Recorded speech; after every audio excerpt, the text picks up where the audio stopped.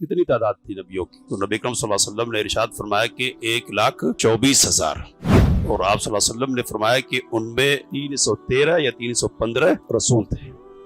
تو انبیاء کی تعداد زیادہ ہے یا ہزاروں میں، اور رسولوں کی تعداد محدود ہے یعنی سینکڑوں میں۔ حضرت نوح علیہ السلام پہلے رسول ہیں، انبیاء تو پہلے بھی آئے، اور پہلے نبی کون ہے؟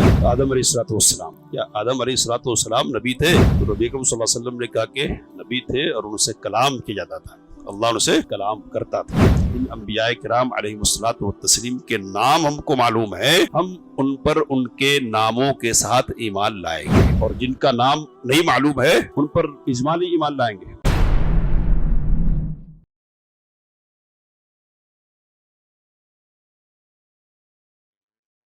الانبیاء والملائکہ، اہل سنہ والجماعہ کے عقائد میں انبیاء اور ملائکہ پر ایمان لانا بھی شامل ہے۔ انبیاء پر ایمان لانا یہ ارکان اسلام میں سے، ایمان میں سے، اور ایمان کا یہ چوتھا رکن ہے۔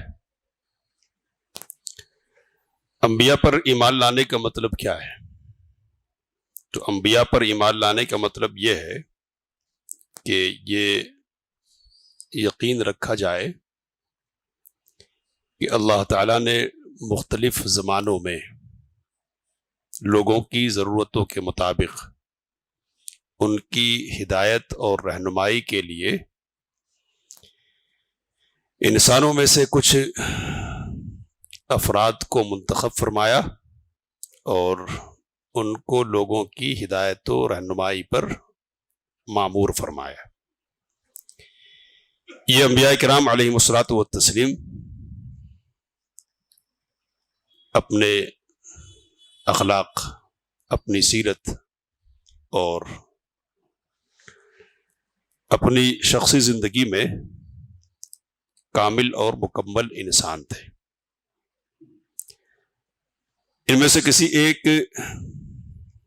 کی رسالت کا انکار، یہ تمام نبیوں کی نبوت اور رسالت کا انکار ہے۔ اللہ تعالیٰ نے سورۃ الشعراء میں ارشاد فرمایا کہ کذبت قوم نوح المرسلین، نوح علیہ السلام کی قوم نے رسولوں کو جھٹلایا۔ نوح علیہ السلام پہلے رسول ہیں، لیکن اللہ تعالیٰ یہ فرما رہا ہے کہ انہوں نے رسولوں کو جھٹلایا۔ تو رسولوں کو کیوں جھٹلایا؟ ایک ہی رسول ان کے سامنے تھے نا۔ علماء یہ کہتے ہیں کہ اس کی وجہ یہ کہ تمام انبیاء کرام علیہ الصلوۃ والتسلیم کی دعوت جو اصولی ہے، اصولی دعوت، وہ ایک ہی ہے۔ تو ایک کی دعوت کو ٹھکرا دینا گویا کہ تمام انبیاء کرام علیہ الصلوۃ والتسلیم کی دعوت کو ٹھکرا دینا ہے۔ اللہ کے رسول صلی اللہ علیہ وسلم سے پوچھا گیا کہ اللہ کے رسول صلی اللہ علیہ وسلم انبیاء کی تعداد کتنی ہے؟ مسند احمد کی روایت ہے، راوی حدیث سے حضرت ابو ذر غفاری رضی اللہ تعالی عنہ ہے۔ پوچھا کہ کتنی تعداد تھی نبیوں کی؟ تو نبی اکرم صلی اللہ علیہ وسلم نے ارشاد فرمایا کہ 1,24,000، اور آپ صلی اللہ علیہ وسلم نے فرمایا کہ ان میں 313 یا 315 رسول تھے۔ تو انبیاء کی تعداد زیادہ ہے یعنی ہزاروں میں، اور رسولوں کی تعداد محدود ہے یعنی سینکڑوں میں ہے۔ تو اس طرح سے نبوت اور رسالت کو الگ الگ جو ذکر کیا گیا ہے، یہ اس بات کی دلیل ہے کہ ہر نبی رسول نہیں ہوا کیا ہے۔ یہ اور مسئلہ ہے کہ ہر رسول نبی ہوتا ہے، اور الگ الگ ذکر کیے جانا یہ اس بات کی دلیل ہے کہ دونوں میں فرق ہے، دونوں میں فرق ہے۔ تو فرق کیا ہے دونوں میں؟ اس پر گفتگو اس سے پہلے آپ کے سامنے ہوئی ہے کہ امام ابن تیمیہ رحمہ اللہ نے اس سلسلے میں یہ بات کہی کہ رسول ایسے شخص کو کہتے ہیں کہ جس کو ایسی قوم کی طرف بھیجا جائے جو مکمل طور پر بگڑ چکی ہے اور اس کے پاس شریعت الہیہ بالکل مسخ ہو گئی ہے، اس کا نام و نشان مٹ گیا ہے، تو نئی شریعت قائم کرنے کے لیے، نئے سرے سے توحید کو زندہ کرنے کے لیے جس کو بھیجا جائے وہ رسول ہے۔ اس لیے حضرت نوح علیہ الصلوۃ والسلام پہلے رسول ہے۔ حدیث شفاعت میں ہے کہ حضرت آدم علیہ الصلوۃ والسلام کہیں گے ان لوگوں سے جو ان کے پاس شفاعت کے لیے گئے ہوں گے کہ ائتوا نوحا اول رسول بعثہ اللہ، نوح کے پاس جاؤ علیہ الصلوۃ والسلام جو پہلے رسول ہے جن کو اللہ نے بھیجا۔ تو یہ پوری قوم بگڑ گئی تھی، توحید کے نشانات مٹ گئے تھے اور نئے سرے سے توحید یہاں قائم کرنی تھی۔ حضرت نوح علیہ السلام کو اس مقصد کی خاطر اللہ تعالیٰ نے بھیجا، تو اس لیے حضرت نوح علیہ السلام پہلے رسول ہیں۔ انبیاء تو پہلے بھی آئے، اور پہلے نبی کون ہے؟ آدم علیہ السلام۔ صحیح ابن خزیمہ کی روایت ہے کہ نبی صلی اللہ علیہ وسلم سے پوچھا گیا کہ هل كان آدم نبیہ، کیا آدم علیہ السلام نبی تھے؟ تو نبی اکرم صلی اللہ علیہ وسلم نے کہا کہ نبی تھے اور ان سے کلام کیا جاتا تھا، اللہ ان سے کلام کرتا تھا۔ تو یہ صحیح روایت ہے صحیح ابن خزیمہ کی۔ تو آدم علیہ السلام نبی ہے، اور بھی بعض نبیوں کا ذکر ملتا ہے لیکن اسرائیلی روایت کی بنیاد پر ہے، امکان تو ہے۔ بہرحال رسول پہلے کون ہے؟ حضرت نوح علیہ السلام ہے۔ ان کے بعد 313 یا 15 کہہ رہے نبی اکرم صلی اللہ علیہ وسلم، تو بہت سارے ہو سکتے ہیں اس اعتبار سے، لیکن کون کون ہے وہ ہم کو معلوم نہیں ہے۔ کچھ خاص رسول ہیں کہ جن کا ذکر اللہ نے فرمایا ہے، ان میں 5 خاص طور پر قابل ذکر ہیں۔ ان کو اولو العزم من الرسول کہا جاتا ہے۔ اولو العزم من الرسول حضرت نوح علیہ السلام، حضرت ابراہیم علیہ السلام، حضرت موسیٰ علیہ السلام، حضرت عیسیٰ اور نبی صلی اللہ علیہ وسلم محمد صلی اللہ علیہ وسلم۔ یہ 5 اولو العزم ہیں جن کا بڑا مقام ہے دیگر انبیاء کرام علیہ الصلوۃ والتسلیم کے مقابلے میں۔ رسولوں پر ایمان لانے کے سلسلے میں یہ بات بھی داخل ہے کہ جن انبیاء کرام علیہ الصلوۃ والتسلیم کے نام ہم کو معلوم ہے، ہم ان پر ان کے ناموں کے ساتھ ایمان لائیں گے، اور جن کا نام نہیں معلوم ہے ان پر اجمالی ایمان لائیں گے۔ اجمالی ایمان لانے کا مطلب کیا ہوگا کہ موٹے طور پر یہ سمجھیں گے کہ جو بھی نبی آیا وہ اللہ کا سچا پکا بندہ تھا، اور اللہ نے بہت سارے انبیاء کرام علیہ الصلوۃ والتسلیم کو مبعوث فرمایا۔ نبیوں کی جو صفتیں خاص ہمارے سامنے آ جائیں، ان کے حالات، تو ان پر بھی ایمان لانا چاہیے۔ کیا تلک الرسل فضلنا بعضهم علی بعض، یہ رسول ہے کہ جن میں سے بعض پر ہم نے فضیلت دی۔ منہم من کلم اللہ، ان میں سے بعض سے اللہ نے کیا کیا؟ کلام فرمایا۔ تو ہم یہ جانتے کہ موسیٰ علیہ السلام سے اللہ نے کلام کیا ہے، ہم ایمان لائیں گے کہ موسیٰ کیا ہے؟ کلیم اللہ ہے۔ حضرت عیسیٰ علیہ السلام کے سلسلے میں کچھ باتوں کی تفسیر قرآن مجید میں موجود ہے، ان باتوں پر ہمارا ایمان ہوگا۔ اور رسولوں پر ایمان لانے میں یہ بات بھی داخل ہے کہ ان کی شریعت پر ایمان لایا جائے، ان کی شریعت کے برحق ہونے پر ایمان، فرق کے ساتھ۔ فرق کیا ہے؟ تو پچھلی جو شریعتیں ہوں گی، پچھلی شریعتیں، پچھلے انبیاء کرام علیہ الصلوۃ والتسلیم کی جو شریعت ہوگی، ان کے سلسلے میں ہمارا ایمان اجمالی ہوگا۔ یعنی ہم یہ سمجھیں گے کہ ان کی شریعت کیا تھی؟ برحق تھی، اپنے زمانے کے مطابق تھی، اور زمانے کی ضرورتوں کو پوری کرنے والی تھی۔ اپنی جو شریعت ہے یعنی محمد صلی اللہ علیہ وسلم کی شریعت، اس پر تفصیلی ایمان لایا جائے گا، یعنی اس کی ایک ایک بات پر ایمان لائیں گے، اور جو عقیدے سے متعلق باتیں ہیں عقیدے سے متعلق رکھا جائے گا اعتقاد، اور جو عمل سے متعلق باتیں ہیں ان پر عملی اعتبار سے عمل کیا جائے گا۔ اور رسولوں پر ایمان لانے میں ایک بات یہ بھی ہے شامل خاص طور پر ہمارے لیے کہ ہم ختم نبوت پر ایمان رکھیں. سمجھ رہے بات؟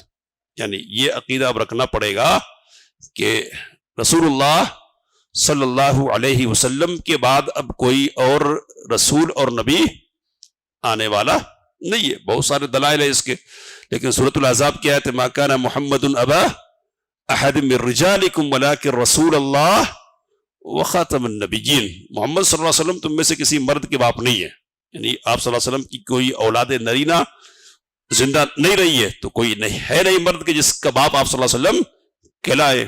حضرت زید بن حارثہ رضی اللہ تعالیٰ عنہ کے حوالے سے تردید ہے کہ ان کو بیٹا سمجھتے تھے لوگ اور ان کی بیوی کو بہو سمجھ رہے تھے، اور اس کی بنیاد پر بعض لوگوں کو اعتراض ہو رہا تھا، شبہ ہو رہا تھا کہ نبی صلی اللہ علیہ وسلم نے حضرت زینب سے نکاح کر لیا تو گویا کہ آپ نے اپنی بہو سے نکاح کر لیا. اللہ نے کہا کہ محمد کسی مرد کے باپ ہے ہی نہیں، تو اپنی بہو سے نکاح کرنے کا مطلب کہاں سے ہوگا؟ کیا کہا؟ ولیکن رسول اللہ، بلکہ وہ اللہ کے رسول ہے، وہ خاتم النبیین، اور نبیوں کے خاتم ہے. تو رسول ہے پہلے کا اور خاتم النبیین کا. علماء یہ کہتے ہیں کہ خاتم الرسول نہیں کہا، ورنہ اس بات کی گنجائش ہوتی تھی کہ لوگ کہہ سکتے تھے کہ رسول نہیں آئے گا لیکن نبی آ سکتا ہے نا، یعنی چھوٹا رسالت کے مقابلے میں منصب چھوٹا ہے نا. تو اللہ نے کہا کہ نبی کے خاتم ہے، تو گویا کہ کوئی نبی نہیں آئے گا، اور جب نبی نہیں آئے گا تو بدرجہ اولا رسول نہیں آئے گا، اس لیے کہ ہر رسول کیا ہوتا ہے؟ نبی ہوتا ہے. تو جب نبی نہیں آئے گا تو رسول بدرجہ اولا نہیں آئے گا. اب یہ سوال کہ کیوں نہیں؟ تو اللہ نے کہا وکان اللہ بکل شیء علیما، اللہ ہر چیز کو خوب جاننے والا ہے. تو اب ضرورت نہیں رہ گئی ہے، اس کے اسباب ایسے پیدا کر دیے گئے کہ اب رسالت نہیں رہے گی، بلکہ کیا ہوگا؟ تو نبی کریم صلی اللہ علیہ وسلم نے کہا کہ بنی اسرائیل کی جو سیاست تھی نا، وہ ان کے انبیاء کرام علیہ الصلوۃ والتسلیم کرتے تھے، یعنی ان کے امور کو انجام دیا کرتے تھے، ان کی اصلاح وغیرہ کی ذمہ داری نبھایا کرتے تھے. میری امت میں یہ کام اس امت کے علماء کریں گے، تو علماء قیامت تک رہیں گے اور یہ کام ان کے ذریعے سے جاری رہے گی. اور یہ بات بھی یاد رکھنے کی ہے کہ اللہ کے رسول صلی اللہ علیہ وسلم نے کہا کہ ہر زمانے میں ایک جماعت ایسی رہے گی جو حق پر قائم رہے گی، اور جو لوگ اس کے مخالفین ہوں گے وہ اس جماعت کا کچھ بھی بگاڑ نہیں سکیں گے. یہ حدیث کس لیے سنا رہا ہوں؟ تو اس لیے سنا رہا ہوں کہ یہ صبح پیدا کیا جاتا ہے کہ اگر پہلے لوگ ضرورت مند تھے تو اب کیوں ضرورت مند نہیں ہے؟ تو اللہ کو معلوم ہے کہ ضرورت مند ہے یا نہیں، اور ضرورت ہے تو اس کی ضرورت کی تکمیل کیا ہے. تو اب حق قائم ہے، یہ معلوم کرنے اور یہ مغز ماری کرنے کی، اس مغز ماری کی ضرورت نہیں کہ کوئی رسول آئے، اللہ نے اسے بے نیاز کر دیا. یہ کوشش کرنے کی ضرورت ہے کہ وہ حق والی جماعت کون سی ہے کہ جس کے ساتھ حق لگا ہوا ہے، تو اس کو معلوم کریں گے اور اس کے پیچھے چلیں گے. کسی نبی کو ڈھونڈنے کی ضرورت نہیں ہے. تو یہ رسولوں پر اور نبیوں پر ایمان لانے کی بات ہے. انبیاء کے ساتھ کہا کہ فرشتوں پر ایمان لانا بھی یہ اہل سنہ کے ایمان کا حصہ ہے، اور ہم سب جانتے ہیں کہ یہ ایمان کا کون سا رکن ہے؟ الایمان باللہ و ملائکتہ، دوسرا رکن ہے یہ. دوسرا، فرشتے کون ہیں؟ نبی کریم صلی اللہ علیہ وسلم نے کہا کہ خلقت الملائکۃ من نور، اللہ نے فرشتوں کو نور سے پیدا کیا ہے. تو نوری مخلوق ہے ایک جس کو اللہ نے پیدا کیا ہے. سب کو یہ مخلوق نظر نہیں آتی ہے، انبیاء کو اللہ نے دکھلایا بعض موقعوں پر. تو یہاں چار باتیں ملائکہ پر ایمان کے حوالے سے وہ کہہ کے بات ختم کریں گے. پہلی بات یہ ہے کہ فرشتوں کے وجود پر ایمان لایا جائے. کیا مطلب ہے؟ یعنی یہ عقیدہ ہونا چاہیے ہمارا کہ فرشتے ہیں، اور ایک مخلوق ہے جس کا نام کیا ہے؟ فرشتہ ہے. کوئی خیالی اور فردی جو چیز نہیں ہے، فرشتے حقیقی وجود رکھنے والی ایک مخلوق ہیں. یہ پہلا ہے. دوسری بات اس سلسلے میں یہ ہے کہ جن فرشتوں کے نام ہم کو معلوم ہے، ہم ان پر ناموں کے ساتھ ایمان لائیں گے. تو کتنے فرشتوں کے نام ہم کو معلوم ہے؟ کتنے ہیں؟ 5 کون کون سے؟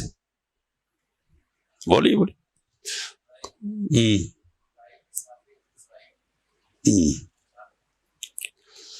قرآن مجید میں کتنے فرشتوں کا نام آیا ہے؟ کتنے؟ یہ سوال ہے، اس کو سمجھنا ہے۔ کتنے فرشتوں کا نام آیا ہے قرآن مجید میں؟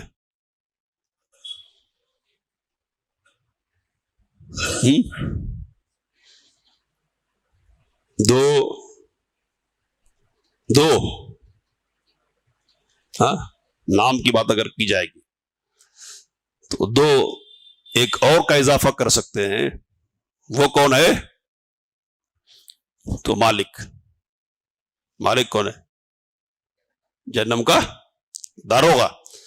2 فرشتوں کے نام آئے ہیں نام کے طور پر، اور ایک تیسرے یہ مالک۔ 2 کون ہے؟ جبریل اور میکائیل۔ 2 فرشتوں کے نام آئے۔ اسرافیل کا نام قرآن مجید میں نہیں آیا ہے۔ کہاں ہے؟ حدیث میں نبی صلی اللہ علیہ وسلم کی دعا میں اسرافیل، رب اسرافیل کر کے آیا ہے نا۔ اور چوتھے ہیں قل یتوفاکم ملک الموت الذی، تمہیں وفات دے گا کون؟ موت کا فرشتہ۔ تو موت کے فرشتوں کو کیا کہتے ہیں؟ مشہور ہے نا، اسرائیل۔ کیا مشہور ہے؟ اسرائیل مشہور ہے، اسرائیل۔ تو یہ حدیث میں بھی نام نہیں آیا ہے، لیکن بعد سلف سے یہ نام آیا ہے، واللہ عالم۔ تو اس لیے بہتر یہ احتیاطی کہ ملک الموت کہا جائے، ہے نا۔ تو جن کے نام ہم کو معلوم ہے نام کے ساتھ، کن کے نام اور معلوم ہے؟ ہاں، کن کے نام معلوم ہے؟ یہ تو ذکر جن کا ہو گیا ان سے ہٹ کے اور کون ہے؟ تو کرامن کاتبین، لیکن نام ہے یہ یا صفت ہے؟ بزرگ ہیں، لکھنے والے ہیں، صفت ہے یہ۔ اور کن کا نام رہے گا پھر؟ منکر اور نکیر اور رضوان، داروغے جنت۔ تو ان کے نام ہم کو معلوم ہے، تو جن کے نام معلوم ہے ناموں کے ساتھ ایمان لائیں گے۔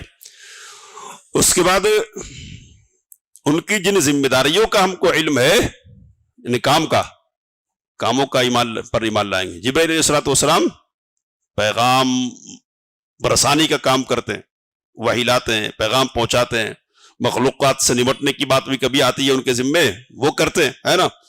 اور میکائیل کیا کرتے ہیں؟